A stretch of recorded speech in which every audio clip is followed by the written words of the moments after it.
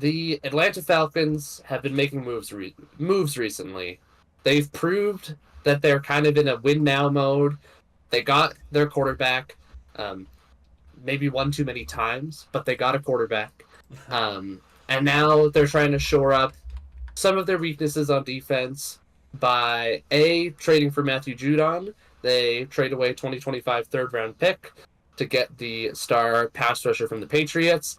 They also sign Justin Simmons, who was a star safety for the Broncos, who had been cut by the aforementioned Broncos, was lounging around in free agency for a while, as were a bunch of other free agent safeties. They end up signing him for 1 year, $8 million. Now, let's talk about this. Just start with Judon, because I think they're both huge names. I think Judon feels a bit of a bigger need, especially after the news came out of the Falcons camp that their third round pick, Braylon Trice out of Washington, tore his ACL, leaving them with pretty much no depth at the position. It was already one of the weakest pass rush groups in the league and just got even weaker. So adding Judon, I think, is a great move in my opinion. What do you think about this trade, Simon? Do they give up too much, or is this the kind of move you wanted to see from them? I don't think it's too much. I think for a third, you're training for a guy who's 32. Obviously, he's dropping at this point. He only had 4 sacks in last season, but he only played 4 games. So what the hell am I talking about? I'm guessing he got hurt at some point in there. I don't remember at this point off the top of my head. Yeah, But I think he did. The I think Patriots that were pretty yeah, killed by injuries. yeah. So looking at it more like that, in 4 games last year, 13 tackles, 4 sacks. This does not have TFLs, but whatever. Like, I don't know. I think they're still bringing in a guy who's going to be very elite on the other side of Grady Jarrett, who's another really, really good rusher. Like, I think honestly, it makes their defensive line look a lot better than maybe it is. And I don't know. I think it'll help them out a lot. I think their defense, we were already talking about it. I mean, we're going to talk about them next week, like we pointed out. But I think it's safe to say that most people think that they're going to have a fairly good year with the additions that they've made. Obviously, bringing in Kirk Cousins and bringing in a bunch of veterans now. I think their defense was good before this. I think this makes it a lot scarier. I think a lot of people are going to be scared to throw into AJ Terrell, Justin Simmons now, and Jesse Bates. I don't think I'd want to throw into that. Like it's and even just like defending the run. Matthew Judon is a massive addition to that. That's where Grady Jarrett makes his money. I mean, I don't know. For me, I like it a lot. I feel like it honestly, it's enough to bring up how good I would have said I think they're going to do this year. I think this really helps them out. It's two spots that I think I don't know.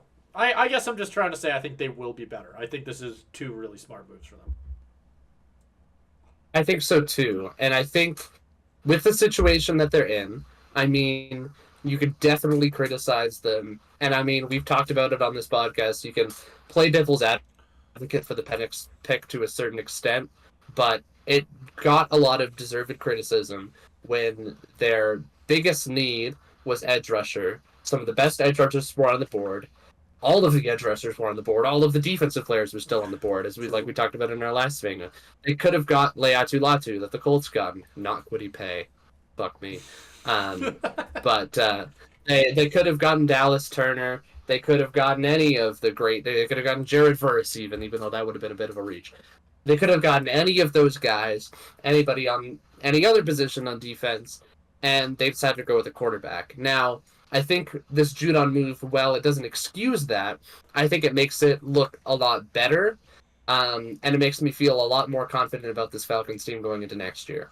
Because I think the big question for them was defense, and they've shored up their biggest weakness in a big way. I think a couple things to say about the trade. One, you mentioned that he's 32, not exactly a spring chicken, but at the same time, if he's fully recovered from that injury, the season before he got injured, he came off a 15 and a half sack season, the highest of his career. And that would have been, what, age 30? So that's incredibly impressive. And he is a player that I think has gotten better. sack per game last year if you want to look at it like that. Like it's Exactly. Like there hasn't exactly like we can forecast like a potential drop off because of age, but there's no other evidence other than age to suggest that he would fall off. how So I bad was think the that injury kind of would be the question that neither of us know the answer to. exactly. The other thing I will say that kind of relates is the invisible part of this trade is that the Falcons kind of need to offer him a contract extension, and it might be pretty hefty. Because the reason that he Yeah. got traded from the Patriots is because they weren't giving him a contract that he wanted. So you would I assume they made this trade with an extension already pretty much intact. And I think you worry about him having similar issues with the Falcons if that isn't in place. So I think this trade you kind of have to give a bit of an incomplete grade on because I'd have to see the Judon contract. If it's something ridiculous, then I'd sour on it a little bit. But as a whole, I think this is just a fantastic move to shore up what was really a weakness of the team and makes me take them a little bit more seriously. And a third round pick, I mean, it's good that the Patriots were able to get something out of him in these kind of contract disputes. It's always better to get something for him than letting him walk for free. But if I'm the Falcons, yeah, I give up a third round pick every time. Yeah. No, I agree with you. I don't actually necessarily think it matters too much whether they get lock him down for the season after this one because that's not the season we're really talking about when we talk about this Falcons team. We're talking about the season that we're entering right now. The season where you are going to get the youngest version of of Kirk Cousins at that point, right? Do you really want to kick the can down the road and see if you can make something of it a year later? I don't know. Not with this team. I think there's a lot of very. It's not like Matthew Judon is the oldest player on this team, but I still think if he walks to free agency, even though you gave up a third, if you make something of this year, like I'm not saying it's Super Bowl or bust for the Falcons, but it kind of It's a is. win now. It's win now. Yeah, It's it absolutely kind of win now. is. Yeah, like I feel like you make like the wild card and that's it, and a lot of people are gonna be like, "What the hell?" Yeah. I This think definitely raises expectations to a certain extent. Because I think you're very much right. Not even because I think you can look at it from the angle of Kirk Cousins is only getting older, but I think you also have to look at it from the Michael Penix angle to say I true. feel like they're very much trying to do win now in Kirk Cousins 2 years. And I mean then try to extend it by having a younger quarterback. But I think they're True. very much just trying to build up the rest of the roster. So I think this 2 year Kirk Cousins window is really important. He has a 4 year deal, but I don't think that he's going to play out all of that. So I think that kind of adds an interesting layer to it. Um, I don't know if you wanted to start talking more about Justin Simmons, because we've kind of been Sure. talking about more about Yeah. Matthew Judon. Um, you mentioned him briefly, but what do you think about the signing as a whole? 1 year, 8 million. Oh, you well, I think when you're paying a guy like that, who's coming off, sure he's 30, but he's coming off a 3 interception year. I remember seeing a stat that basically said that he led all players in interceptions since his rookie season. I think. I think that was the stat I read, which I think just shows you how good he was for however many years on the Broncos.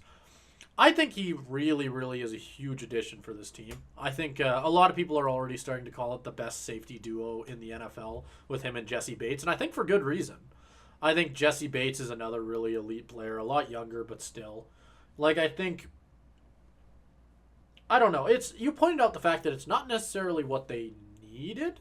Like, it's not the biggest need in the world for them, but it's still an improvement without a doubt. Like, I believe who they had in that spot before was Richie Grant, who's not a bad player if I remember correctly, but he's not Simmons. And I think I don't know. I think it's the type of move where absolutely he's a 1 year rental. I don't think you're talking about extensions with Justin Simmons necessarily, assuming he doesn't have an incredible year. But you never know. Yeah, I was going to say I think you could. You I think the could, biggest but thing it's that not. I almost. I don't think it's what you really care about because what you really care about is this year. He could walk, and it's not like people are going to get mad at the Falcons for letting him walk. Yeah. If that makes more sense. I think it depends how he plays. Not to say that I think they should have given him a longer deal. Like, I think this is fair.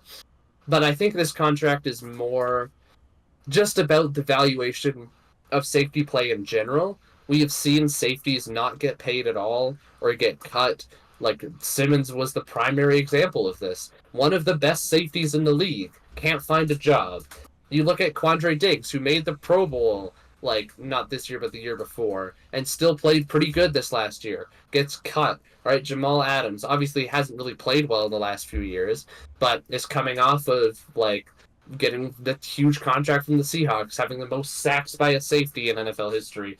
Like, these are players with proven play, and they're just getting thrown to the wolves and not getting contracts until training camp, which is pretty ridiculous. And just kind of shows, like, talk about running back contracts being undervalued. I think safeties are kind of the running backs of the defense in that regard, where people are like, yeah, we can operate without him, or get a replacement level player. But I do think it's important. Like, I think good safety play is important. I mean, I'm a Seahawks fan. Our defense, when we were good, was built off of the best safety tandem in, like, the history of the NFL. That, I don't know if that's a bit hyperbolic or not. Both should probably be in the Hall of Fame at least. But I think by giving the Falcons, like you mentioned, the best safety duo in the league, some people are saying, I don't know how you can argue against that. I think Jesse Bates was already, like, one of the best, if not the best safety in the NFL last year. And adding a player who maybe isn't at his career peak anymore, but he's not, like, ancient. Like, he's 30. He's not that old. Adding a player who's still fantastic in Simmons, like, that's a scary safety duo. I think it's the best in the league. If Justin Simmons, like, at 30, falls off and he plays at 75% of his best, that's still better than Richie Grant. Yeah, I would absolutely agree. I just think it's a scary secondary in general. Because when you add AJ Terrell to that, I don't know, man. Like, I don't want to pass against that defense. Exactly. Who would? I don't know. Yeah. These are, I think, really... And then just adding on the fact that obviously Matthew Judon doesn't specialize as a run stopper, but he ain't bad at it. Grady Jarrett does. That's like I said before, that's where he makes his money. I think that's going to be a scary team. I think maybe, obviously, the defense isn't the big talking point, but honestly, out of all the defenses, I would say this is going to be a very underrated defense, I think, going into this upcoming season. I don't necessarily think they have the depth, but assuming no injuries, assuming they go through the entire year with this roster on paper that we are seeing right now, I think this has a chance to be a very, very good defense. But like you pointed out before they had Judon, they were worrying about depth, and I don't think one player solves a depth problem. That completely goes against the definition of depth. So I think... I do think, yeah. Any injury on the defensive line, even in the linebacker, it's not great.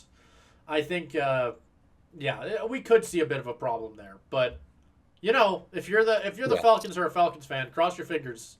This might be a special defense, but you never know. They've got the elite talent, but it's the guys behind them. Yeah, I would absolutely agree. I think the depth would be your concern when it comes to this defense. And I guess that's the only real criticism you can levy against these two moves, because I think otherwise there's not much you can say like, and people are out here being like, oh, I'm not going to give up a 3rd round pick for Matthew Judon. Shut up. It's a 3rd round pick. I'm not going to cry about that. Like, oh, I wouldn't give $8 million. Like, it's a 1 year. Yeah, it's a 1 year, $8 million deal. Like, I can't see otherwise how you can criticize these moves. The only, like, angle I could maybe take is just, like, they're just trying to patch things desperately, to try to have the best season possible. Just signed Kirk Cousins. Yeah, I think that's the point. I think it's a bit more calculated than something like I mentioned before with the Jags being like, we don't have Calvin Ridley, let's give Gabe Davis all our money. Like, I think it's a little bit more calculated than that. It's not them giving Justin Simmons all their money. It's them giving him as exactly. As that's the more calculated their part. Team. Like, this is adding to a team that already is going to be good. Is the better way to put it. Exactly. And it's taking advantage of the kind of like, I don't know quite the word, but like the weird implications of the market. Like a player like Matthew Judon or Jesse Simmons should not be worth as little as they're getting them for. So they're being almost like really savvy deal hunters in this, which I think is really impressive. Like both of these moves are moves that I'm and I think a lot of other fan bases would be like, oh shit, I wish my team did that. Like, I wish the Seahawks did that. Like, if the Seahawks went out and got Matthew Judon, I think our pass rush is already pretty good, but I'd be like, holy shit, that's impressive.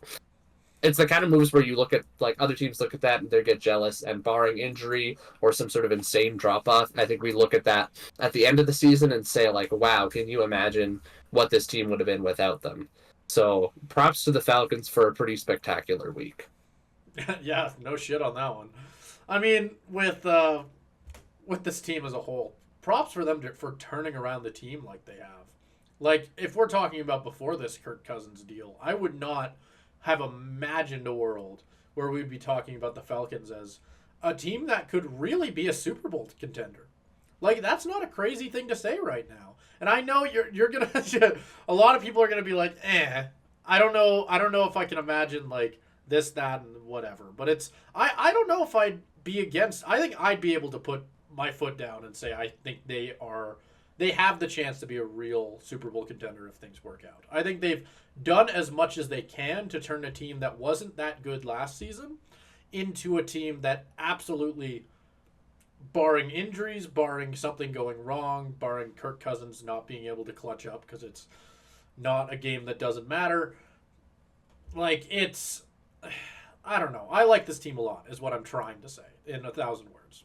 Yeah, and I would agree. I think like Super Bowl team is a bit rich for my only reason being that this is a very unproven experiment. This whole season is very much built upon the reason, like it's them saying the reason our roster didn't work in the past was solely because of the quarterback.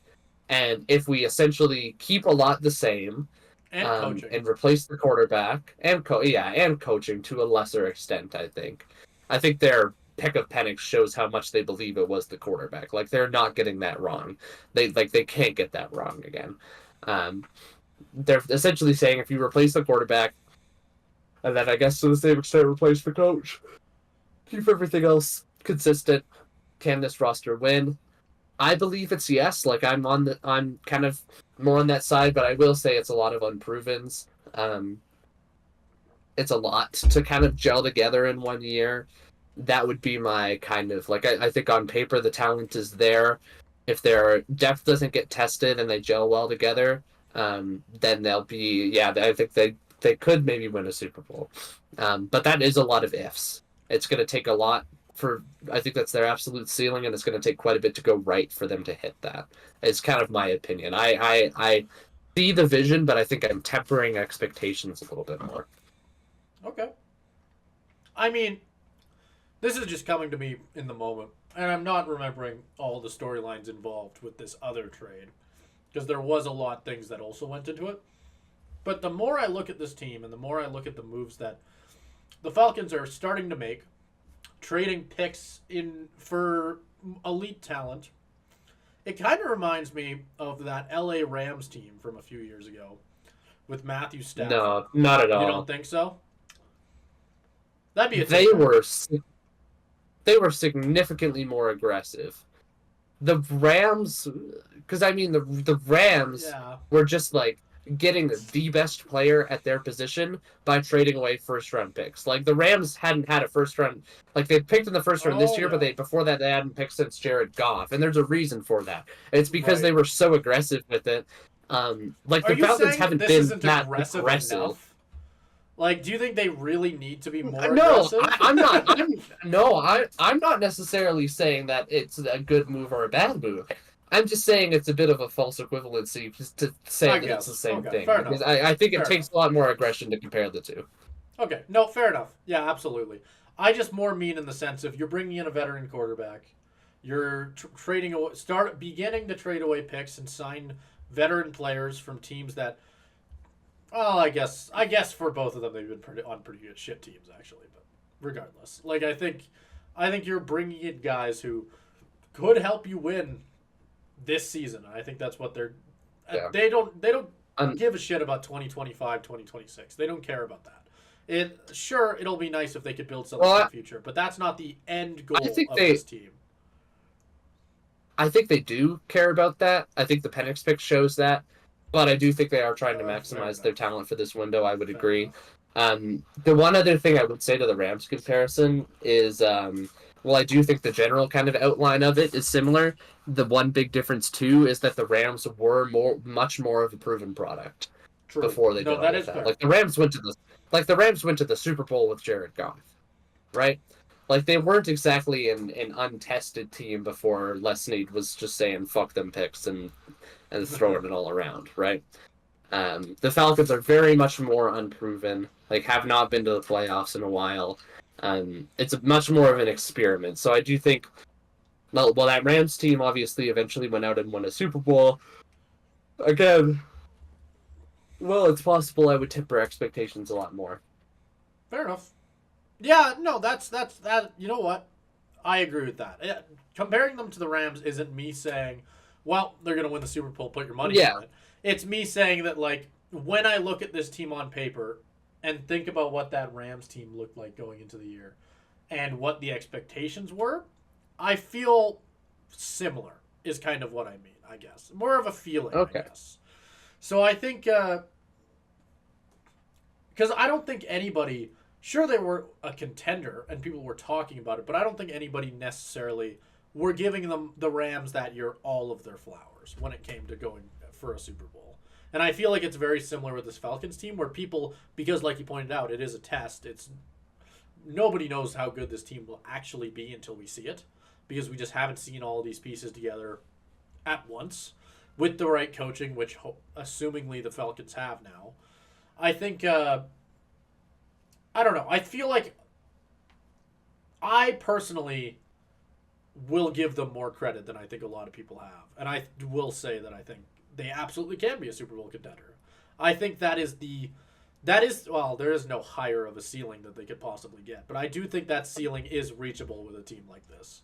I think we've seen worse teams go further than what we could. I don't know. I'm blabbering off, but you get the general idea.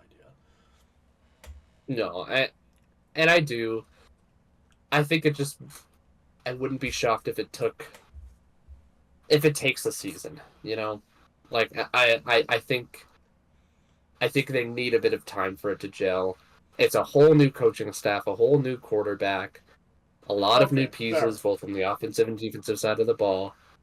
It's a brand new, I mean, that kind of conflicts with what I said earlier. Like, a lot of the core is the same. Like, obviously, you still have, like, big pieces, Drake London, Bijan, Kyle Pitts, but they also weren't used in the same way that they're going to be used in this offense. There's the reason Arthur Smith got fired. There's a lot of new, which, yes, on paper, Super Bowl contenders doesn't seem that far out. Again, I'll repeat it for, like, the fifth time. I'm tempering my expectations just to try to be more realistic.